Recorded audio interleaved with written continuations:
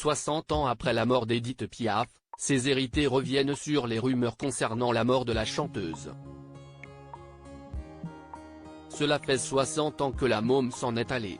Édith Piaf mourait le 10 octobre 1963 grâce à seulement 47 ans.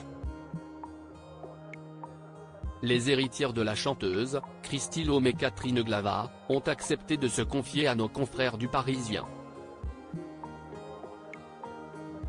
Elles reviennent notamment sur la rumeur tenace concernant la mort de l'artiste.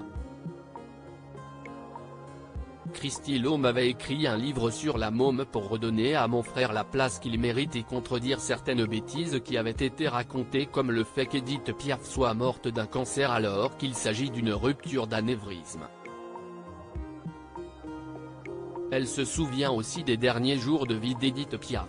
Elle était fatiguée et notre frère lui avait loué une villa incroyable à Saint-Jean-Cap-Ferrat avec une plage privée.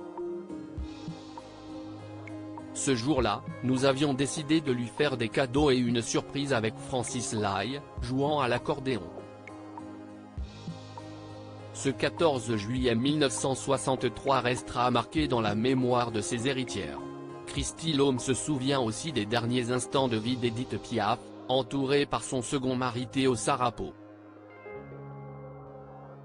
Tous deux devaient partir en octobre à New York à bord du France, et quelques jours avant, Théo m'a appelé du Sud pour m'apprendre sa mort, confie-t-elle. Les derniers instants de vie d'Édith Piaf, une tragédie, j'étais toute seule boulevard Lannes.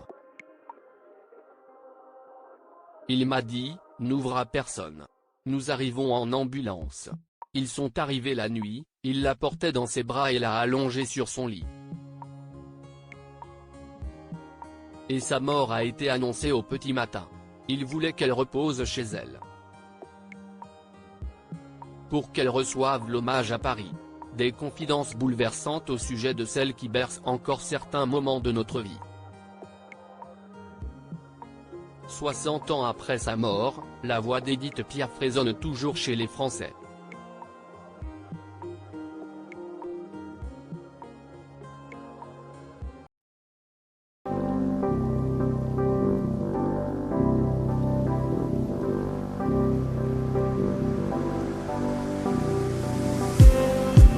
Just